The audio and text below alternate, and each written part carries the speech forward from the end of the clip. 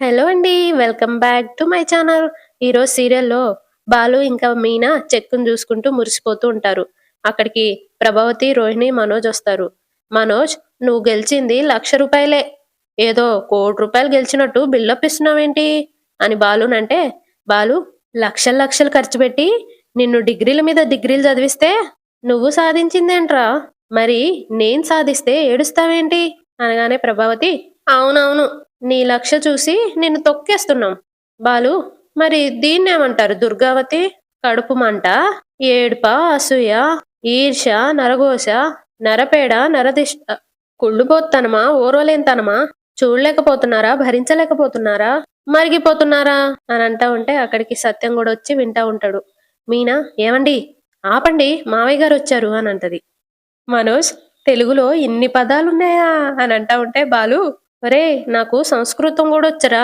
చూసావా నాన్న, వీళ్ళు ముగ్గురు పడి నా మీద ఏడుస్తున్నారు" అనగానే సత్యం, "వింటున్నానురా.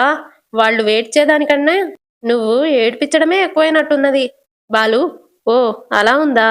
కానీ ఒక్క రోజులో 1,00,000 సంపాదించడం గొప్ప గదా నాన్న" అనగానే ప్రభావతి, "హ్మ్. కష్టపడి సంపాదిస్తేనే గొప్పరా" అని అంటా ఉంటే బాలు, "హ్మ్.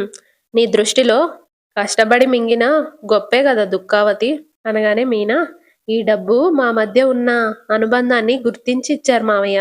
సత్యం, "అది ఈ తల్లి కొడుకులకి ఏం తెలుస్తుందమ్మా? భర్తని మోసం చేసే భార్య మీ అత్త, భార్యని మోసం చేసే భర్త ఈ మనోజ్ గాడు." అనగానే బాలు, "కరెక్ట్ నాన్న. ఒరేయ్, పోటీలలో ఓడిపోయినోడా, నాన్న చెప్పింది విన్నావా?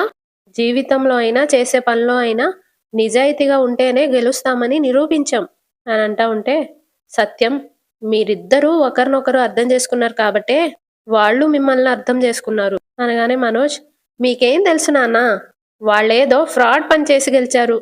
వెంటనే బాలు, "ఒరేయ్, ఫ్రాడ్ పనులంటే ఏంట్రా?" మీనా ఏమో, "ఈ ఇంట్లో దానర్థం వాళ్ళొక్కళ్ళే వివరంగా చెప్పగలరు. 40 లక్షలు నగలు ఎత్తుకెళ్లడం అనేది వాళ్లే గదా చేసింది." రోహిణి, "మీనా" అనంటది. "నేనేమైనా అబద్ధం చెప్పానా రోహిణి?" అని అంటా ఉంటే బాలు, "ఈ పోటీలో గెలిచామంటే దానికి కారణం మీనా. ఏ ప్రశ్న అడిగినా తడుముకోకుండా జవాబు చెప్పింది నాన్న." అనగానే ప్రభావతి, "ఏవండి, చూసారా వాళ్ళ గొప్పలు? మీరు రాత్రి బాగా నేర్చుకొని రాలేదా?" అని బాలుని అడుగుతది. బాలు, "ఏంటి నేర్చుకునేది? ఏడో ఎక్కమా? భార్యాభర్తలు ఎలా ఉండాలి అనేది నేర్చుకుంటే రాదు. మనసులో నుండి రావాలి. అక్కడ మార్కులేసే వాళ్ళకే అసలు తెలివి లేనట్టే ఉన్నది. అందుకే మా జవాబుల్ని అర్థం చేసుకోలేక మార్కులేయలేదు." సత్యం, "అరే, వీళ్ళు గెలిచారు. ₹1,00,000 గెలుచుకున్నారు. నువ్వు మెచ్చుకోకపోయినా పర్వాలేదు. తక్కువ చేసి మాట్లాడొద్దు." అనగానే మనోజ్, "అయినా వాళ్ళకేం తెలుసు నాన్న వీళ్ళ గురించి?" ప్రభావతి, 1,00,000 గెలవగానే లక్షణమైన కాపురం అయిపోతుందా అని అంటా ఉంటే మనోజ్, "వీళ్ళు వారానికొకసారి గొడవ పడతారని వాళ్ళకి తెలియదు కదమ్మా. వీళ్ళు ఆదర్శ జంటేంటి? మంచి దంపతులంటే అండర్‌స్టాండింగ్ ఉండాలి. మమ్మల్ని చూడండి, మేమెప్పుడైనా గొడవ పడ్డం చూసారా?" బాలు, "ఎలా గొడవ పడతార్రా? నువ్వు ఎన్ని మింగినా పార్లరమ్మ భరిస్తూనే ఉంది. పుట్టింటి నుండి, అదే జైలు నుండి తెచ్చి మరీ నిన్ను పోషిస్తుంది. నువ్వు మింగిన వాటిని తనే మీదేసుకొని తీరుస్తుంది. ఇంకా నువ్వెలా గొడవ పడతావు? ఇద్దరికిద్దరు పెద్ద కేటీలని మార్కులేసిన వాళ్ళే చెప్పారు. ఏమన్నారో చెప్పు మీనా" అనగానే మీనా, "చిన్న చిన్న గొడవలు పడితేనే భార్యాభర్తలు ఒకలినొకలు అర్థం చేసుకుంటారు అని చెప్పారు." బాలు, "ఒకవేళ అలాంటి చిన్న చిన్న తగాదాలు గూడా లేకపోతే ఆ భర్త భార్య దగ్గర ఏదో ఒక రహస్యం దాస్తున్నాడని అర్థమంట. చిన్న చిన్న తగాదాలు రాని భార్యాభర్తలు ఏదో ఒక రోజు ఒకరి గురించి ఒకరికి నిజమేంటా అని తెలిస్తే చచ్చినా క్షమించుకోలేరంట. నాకు ఆ జడ్జి చెప్పింది నిజమే అనిపిస్తుంది నాన్న." అనగానే రోహిణి కంగారు పడుతూ లోపలికెళ్తది. వంటగదిలో అటు ఇటు తిరుగుతూ ఆలోచిస్తా ఉంటది. అక్కడికి ప్రభావతి వెళ్తది. ప్రభావతిని చూసి మంచినీళ్ళు తాగుతది. "ఏమైంది?" అని అడుగుతది ప్రభావతి. "ఆ, ఏమైంది?" అని రోహిణి అంటా ఉంటే, "ఎందుకొచ్చేసావు?" అని అడుగుతది. "ఏం లేదత్తయ్య" అనగానే ప్రభావతి, "అక్కడ మార్కులేసేవాళ్ళు ఏం చెప్పారు?" అని అడుగుతది. "ఏం లేదత్తయ్య, బాలు ఎప్పుడూ ఏదో ఒకటి అంటూనే ఉంటాడు కదా." ప్రభావతి, "మీనా కూడా అదే మాట చెప్పిందిగా." అనగానే రోహిణి, "మీనా అబద్ధాలాడదని గ్యారంటీ ఏముందత్తయ్య?" ప్రభావతి, "అది మాత్రం అబద్ధం ఆడాల్సిన అవసరం ఏమొచ్చింది?" అని అడుగుతది. "అసలు మీరు ఏ విషయం మాట్లాడుతున్నారత్తయ్య? ఇంతసేపు నువ్వు ఏదనుకుని జవాబు చెప్పావు రోహిణి? అక్కడ కూడా ఇలాగే వాళ్ళొక్కటి అడిగితే మీరు ఇంకోటి అనుకుని జవాబు చెప్పినట్టున్నారు. అంతేనా? అని అంటా ఉంటే రోహిణి, మరీ అంత చదువు రాని వాళ్ళ మా అత్తయ్య? అయితే ఈ మాటకి అర్థం చెప్పు రోహిణి. అక్కడ వాళ్ళు ఏమన్నారు? వాళ్ళు మీ ఇద్దరి మధ్య గొడవలు లేవంటే దానర్థం దాపరికాలున్నట్టా? సీక్రెట్ ఉన్నట్టా? వ ఒకరినొకరు మోసం చేసుకున్నట్టా? అనగానే రోహిణి, ఇన్నేళ్ళు మామయ్యతో కాపురం చేసిన మీకే ఈ విషయం తెలియదత్తయ్య. మాకు తెలియదు. వాళ్ళు సగం ఇంగ్లీష్‌లోనే మాట్లాడారు కాబట్టి వీళ్ళకేం అర్థమైందో వీళ్ళు చెప్పారు. ఆ! నాకు చాలా టైర్డ్‌గా ఉందత్తయ్య. నేను వెళ్ళి రెస్ట్ తీసుకుంటాను అని అక్కడి నుండి వెళ్ళిపోతది. ప్రభావతి ఆలోచిస్తూ ఉండిపోతది. తర్వాత బాలు ఇంకా మీనా, సత్యం, చెక్‌ని చూస్తా ఉంటారు. బాలు, మీనా, నాన్నతో నాకొక ఫోటో తీ అని చెక్కుని పట్టుకొని వాళ్ళ నాన్నని పట్టుకో అంటాడు. మీనా ఫోటోలు తీస్తా ఉంటది. నాన్న, ఈ చెక్కు రాగానే స్టేజ్ మీద నీకే ఇవ్వాలని అనుకున్నాను అని అంటా ఉంటే అక్కడికి ప్రభావతొచ్చి, చెక్కిస్తానని చెకముక్కిస్తావేంటి? అనగానే బాలు, డబ్బులు అకౌంట్‌లో ఏస్తారంట. పడగానే తెచ్చి మా నాన్నకే ఇస్తా. మీనా కూడా, మేం గెలిస్తే ఆ డబ్బు మీకే ఇవ్వాలనుకున్నాం మావయ్య అని అంటది. సత్యం, నాకెందుకమ్మా అని అంటా ఉంటే, బాలు, మీ కొడుకు ఒక్క రోజులోనే గెలుచుకున్న డబ్బు కదా నాన్న. గెలుచుకున్నది మీర్రా, మధ్యలో నేనేం చేశాను? అనగానే ప్రభావతి, మనం ఓడిపోయామని వెధవ చేస్తున్నాడండి. బాలు, నీకలా అర్థమైందా? ప్రపంచంలో ఏ మంచి పనైనా నీకు మాత్రమే చెడ్డగా కనిపిస్తుందేందమ్మా? సత్యం, అంటే దాని బుర్ర ఎప్పుడో చెడిపోయిందని అర్థం. మంచిని అర్థం చేసుకోలేని మట్టి బుర్రకు మంచి మాటలు మాత్రం ఏం అర్థమవుతాయి? మట్టికి మెదడుకి తేడా ఉంటుంది కదా! అదే నువ్వు పెంచిన నీ పెద్ద కొడుకు లక్షలు మింగడమే తప్ప ఏనాడైనా తెచ్చి నీ చేతిలో పెట్టాడా? అనగానే ప్రభావతి, ఆ రోజు కూడా వస్తుంది. వాడు మనల్ని విమానంలో తిప్పుతాడు. విమానంలో అనగానే బాలు, "హుం, వాడంటేనే నీకు అభిమానం. ఆ కొడుకు కోడలు గెలిస్తే సంతోషపడేదానివి. ఈ కొడుకు కోడలు గెలవడాన్ని ఎందుకు భరించలేకపోతున్నావు? సత్యం, ఏ స్వార్థం లేకుండా వీడు గెలుచుకున్న డబ్బుని నాకిస్తా అన్నాడు. అది చాలు. నా కొడుకు కోట్లు విలువ చేసే మాట అన్నాడు. నా కడుపు నిండిపోయింది. నాకు డబ్బు వద్దు, ఏమీ వద్దు.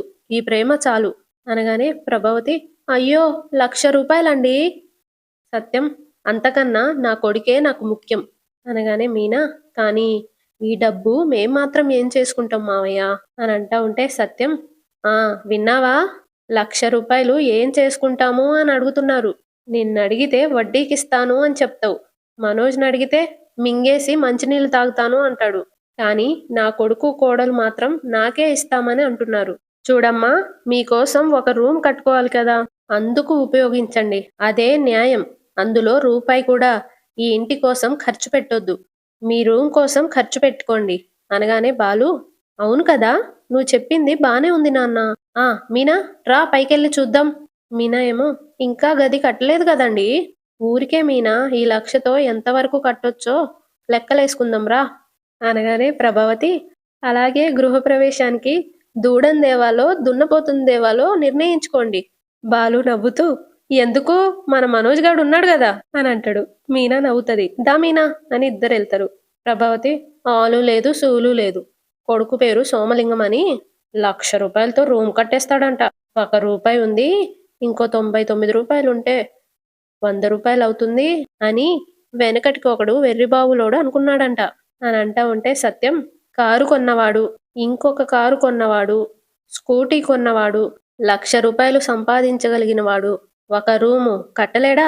40 లక్షలు ఎత్తుకెళ్ళినవాడు, హనీమూన్ కోసం ఇంకో ₹1,00,000 దొంగతనం చేసినవాడు, తమ్ముడు భార్య నగలు అమ్ముకొని తన చవటదనాన్ని దాచుకున్నవాడు, వాడు వాడు ప్రయోజకుడై నిన్ను విమానంలో తిప్పుతాడని ఇప్పట్నుండే గాల్లో తేలిపోతున్నావు. అంతకంటే అష్టదరిద్రమైన ఆశ ఇంకేదైనా ఉంటుందా? ₹1,00,000 మనస్ఫూర్తిగా నా చేతిలో పెట్టాలనుకున్నవాడు నీకు చులకనగా కనిపిస్తున్నాడా? నువ్వసలు తల్లివేనా? తప్పుకో అనేసి వెళ్ళిపోతాడు. ప్రభావతి ఫీల్ అయితా ఉంటే అక్కడికి మనోజ్ వచ్చి, అమ్మా అని అంటాడు. ఏంట్రా అని అంటది. పోటీలో వాళ్ళు అడిగిన ప్రశ్నలకి నేను తెలివిగా సమాధానం ఇచ్చానమ్మా. అదే వాళ్ళ బుర్రకి ఎక్కలేదు. వాళ్ళకి అర్థమయ్యేలాగా ఇంకో జవాబు ఇవ్వచ్చు అని ఇప్పుడే గుర్తొచ్చిందమ్మా అనగానే ప్రభావతి, అవునా, దాందేముంది, ఇప్పుడెళ్ళి చెప్పరా, వాడికిచ్చిన చెక్కును లాక్కొని నీ చేతిలో పెడతారు. మొహం చూడు తెలివిగా జవాబులిచ్చాడంట. నీకు అన్ని తెలివితేటలే ఉంటే ఇన్ని మాటలు పడాల్సిన అవసరమేముంది? నిన్ను ఎనకేసుకొని రావాల్సిన కర్మ నాకేంటి? అన్నింట్లో లేటే కదరా నువ్వు. పుట్టేటప్పుడు నొప్పులు మొదలయ్యాక రెండో రోజుకి పుట్టావు. ఏడవడం గూడా గంటన్నర తర్వాత ఏడ్చావు. నడవడానికి 2 ఏళ్ళు పట్టింది. మాట్లాడ్డానికి 3 ఏళ్ళు పట్టింది. కానీ ఇన్నేళ్ళు పట్టినా నిన్ను మార్చలేక నానా మాటలు పడే కర్మ నాకు పట్టింది. మనోజ్, ఇప్పుడు నేనేమన్నాననమ్మా? పుట్టినప్పటి నుండి జరిగినవన్నీ గుర్తుకు తెచ్చుకొని నన్ను తిడుతున్నావు. ప్రభావతి, పోరా! మళ్ళీ పాల డబ్బా మొహమేసుకొని నిలబడ్డావు అనగానే మనోజ్ ఎళ్తా ఉంటాడు. ఆ, ఆగు!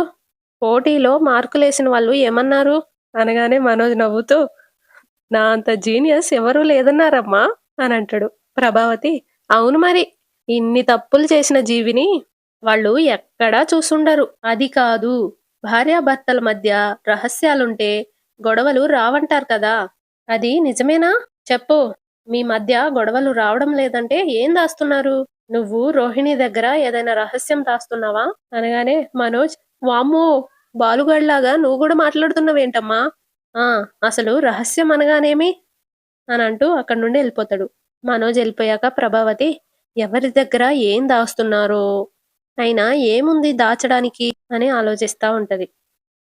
ఇక నైట్ రోహిణి వాళ్ళ బెడ్ మీద కూర్చొని ఆలోచిస్తా ఉంటది. మనోజ్ అక్కడికొచ్చి బెడ్ మీద కూర్చొని, రోహిణి, ఏమైంది? ఎందుకలా బాధపడుతున్నావు? అని అడుగుతాడు. రోహిణి, ఏం లేదు మనోజ్. మనం ఆ ₹1,00,000 గెలుచుంటే బావుండేది కదా!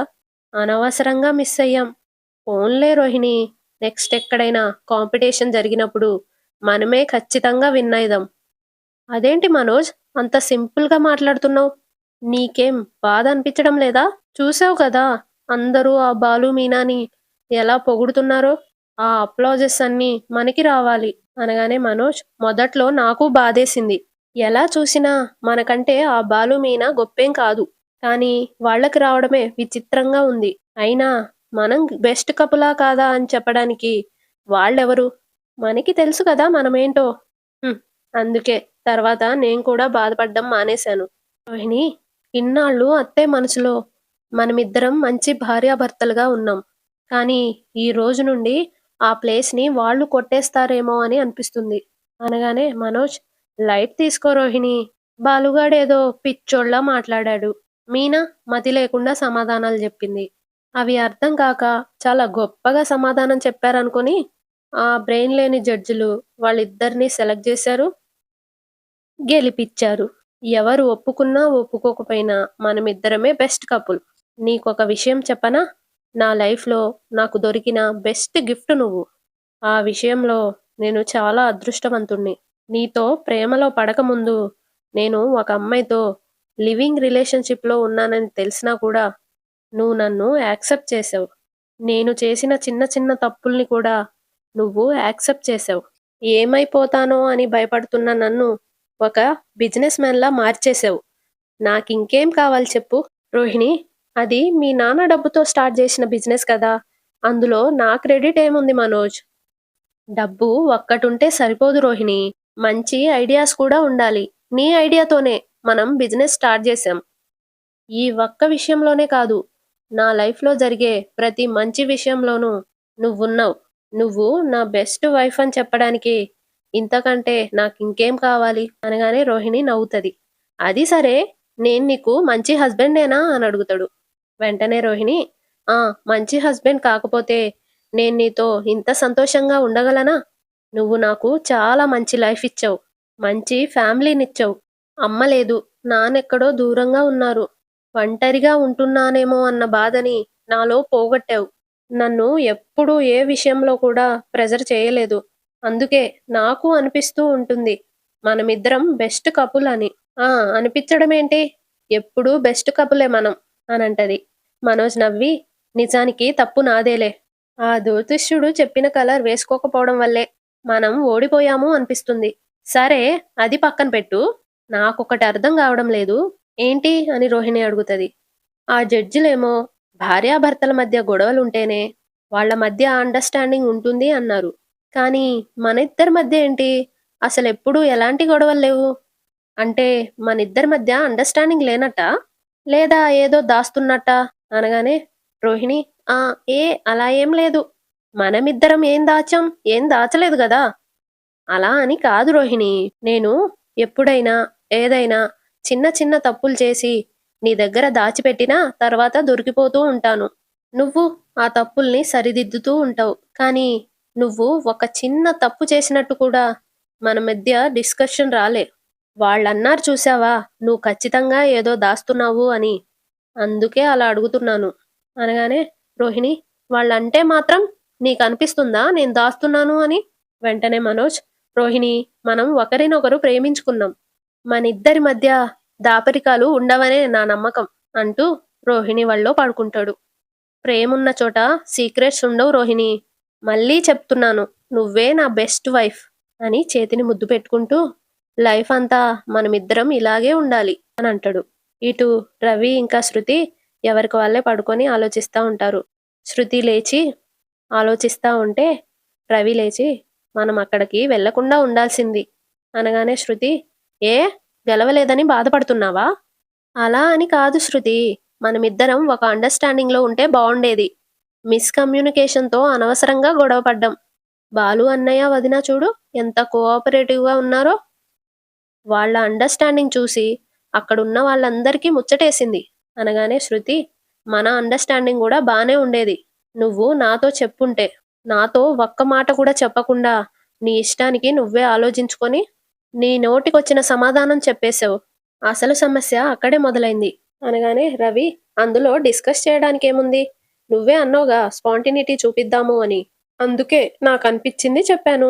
అయినా మన ఇద్దరం ఎప్పుడూ ఒకే మాట మీద ఉండమని నేను ముందే అన్నాను.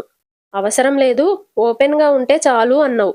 ఒక్క మాట మీద ఉండుంటే ఇద్దరం చక్కగా ఒకే సమాధానం చెప్పుండేవాళ్ళం కదా! శృతి ఏమో అంటే నీ ఉద్దేశ్యం ఏంట్రా? మనమిద్దరం బెస్ట్ కపుల్ కాదా? నేనలా చెప్పట్లేదు శృతి. కానీ అక్కడున్న వాళ్ళల్లో మనం బెస్ట్ కపుల్ కాదని వాళ్ళు ప్రూవ్ చేశారు కదా!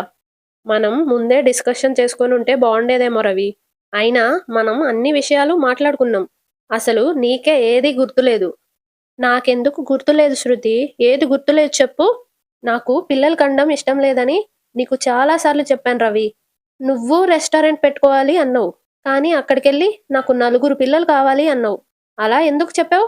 రవి ఏమో అంటే మనం వద్దు అనుకుంటున్నామని అందరిలో చెప్తే బాగోదు కదా! అది మనిద్దరి పర్సనల్ డెసిషన్.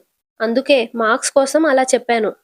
ఇప్పుడేమైంది రవి? నువ్వొక ఆన్సర్ చెప్పావు. నేనొక ఆన్సర్ చెప్పాను.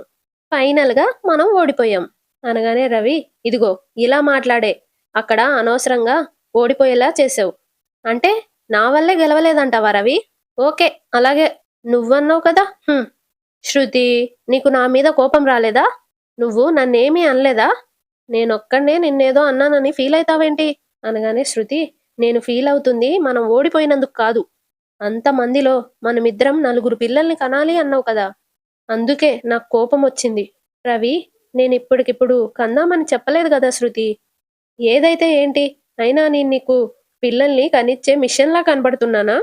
నేను వద్దు వద్దు అంటుంటే నువ్వు పిల్లలు పిల్లలు అనంటావు. రవి ఏమో అయ్యో! నువ్వింత సీరియస్‌గా తీసుకుంటావని నేననుకోలేదు శృతి. ఎందుకిలా మాట్లాడుతున్నావు? ఓహో! అంటే ఇది నీకు సీరియస్‌గా తీసుకోవాల్సిన టాపిక్‌లా అనిపించడం లేదా రవి? అది కాదు శృతి. ఎందుకు ఇంతలా వితండవాదం చేస్తావు? నేనేం మాట్లాడుతున్నానో అర్థం చేసుకోడానికి ట్రై చెయ్యి. ఆ! నేను మాట్లాడేదే నీకర్థం గాదు. నేను మాత్రం నిన్నర్థం జేసుకోవాలి. ప్రతి ఒక్కరూ అమ్మాయికి పెళ్ళవ్వగానే వెంటనే పిల్లల్ని కనేసేయాలి, తల్లయిపోవాలి, వాళ్ళని సాకాలి ఇదే ఆలోచిస్తారు కానీ, వాళ్ళకి ఏదిష్టం, అసలు వాళ్ళు ఏమవ్వాలనుకుంటున్నారు, వాళ్ళ కెరియర్‌ని ఎలా ప్లాన్ చేసుకోవాలనుకుంటున్నారు, ఇవన్నీ చూడరే. కాలం మారుతున్నా ఈ మనుషులెందుకు మారడం లేదు రవి? చూడు శృతి, నువ్వు ఓవర్ ఇమాజినేషన్ చేసుకుంటున్నావు. అందుకే నీకిలా అనిపిస్తుంది. ఇక్కడ ఎవరి లైఫ్ వాళ్ళది. ఎవరి నిర్ణయాలు వాళ్ళవి. పిల్లల్ని కనాలా వద్దా అనేది ఆ భార్యాభర్తల మధ్య ఉండే అండర్‌స్టాండ్‌ని బట్టి ఉంటుంది. నేను చెప్పింది నీకేదైనా తప్పుగా అనిపిస్తే ఐయామ్ సారీ. నాకసలు పిల్లలే వద్దు. ఓకేనా? అనగానే శృతి లేదు. అంతా నీ ఇష్టమేనా? నాకిప్పుడు పిల్లలు కావాల్సిందే. ఏంటి? ఏంటలా చూస్తున్నావు? రవి ఏమో తనలో తాను పోనీలే కనీసం ఈ మాటకైనా ఓకే చెప్పింది. అని అనుకుంటూ ఉంటాడు. శృతి చెప్పు ఏంటి అలా చూస్తున్నావు? రవి ఏం లేదులే, ఏం లేదు అని పడుకుంటాడు. శృతి కూడా పడుకుంటది. ఇటు బాలు హాల్లో పడుకొని సాంగ్స్ వింటూ పాడుతా ఉంటాడు. అక్కడికి మీనా వచ్చి నేను వినేలా పాడొచ్చుగా అని అడుగుతది. నువ్వు వినేలా నేను పాడితే లేడీలాగా 120 స్పీడ్‌లో పారిపోతావు. ఏంటా పాట అని మీనా అడుగుతది. అందరూ బావుండాలి, అందులో మనముండాలి అని అర్థమొచ్చే పాట. అందరూ బావుండాలి అంటే అందులో మనోజ్ గాడు ఉండకూడదు అని వాళ్ళకేం తెలుసు పాపం అనగానే మీనా నవ్వుతది. బాలు మీనా మీదకి వెళ్ళబోతాడు. మీనా "హ్మ్. మనం హాల్‌లో ఉన్నాం" అనగానే బాలు "మా వీలావతి విజిల్ ఊదుతూ వస్తుందిలే" అని మళ్ళీ వెళ్ళబోతాడు. మీనా "అయ్యో! ఉండండి" అని అంటా ఉంటది. అంతటితో ఎపిసోడ్ అయిపోతది. రేపటి ఎపిసోడ్‌లో బాలు ఇంకా రాజేష్ లంచ్ చేస్తా ఉంటే బాలు తన క్యారేజ్ బ్యాగ్‌ని ఓపెన్ చేస్తాడు. అందులో ఒక దాంట్లో పల్లీలు, ఒక దాంట్లో పచ్చిమిర్చి ఉంటాయన్నమాట. పల్లీలు, పచ్చిమిర్చి అని బాలు అంటా ఉంటే రాజేష్ "ఈరోజు మీనాకు నీకు ఏదైనా గొడవైందా?" అని అడుగుతాడు. బాలు "తింటున్నప్పుడు నా చుట్టూ తిరిగిందిరా. ఎందుకో అర్థం గాలేదు" అని అంటా ఉంటే రాజేష్ "మనం తినేటప్పుడు ఏం చెప్తామో అని వాళ్ళు ఎదురు చూస్తూ ఉంటారు. అప్పుడే వాళ్ళకి తృప్తిగా ఉంటుంది" అని అంటాడు. ఇటు రోహిణి షాప్‌కెళ్ళి 7 ఏళ్ల బాబుకి బట్టలు కొనాలి అని షాప్‌లో వర్కర్‌ని అడుగుతాడు. రోహిణి బిల్ కట్టడానికెళ్తే అక్కడ ప్రభావతి ఇంకా కామాక్షి కనిపిస్తారు. ప్రభావతి రోహిణితో నవ్వుతూ "నువ్వేంటమ్మా ఇలా వచ్చావు" అని అడుగుతది. అక్కడికి వర్కర్ వచ్చి "మేడం మీ కొడుక్కి చాలా మంచి బట్టలు తీసుకున్నారు." రోహిణి షాక్ అయితది. కంగారు పడుతూ ఉంటది. కామాక్షి ఇంకా ప్రభావతి కూడా షాక్ అయితారు. ప్రభావతి "కొడుక్కా" అని అడుగుతా ఉంటది. అంతటితో ఎపిసోడ్ అయిపోతది. సబ్స్క్రైబ్ చేసుకోండి. లైక్ కూడా చేయండి కదా!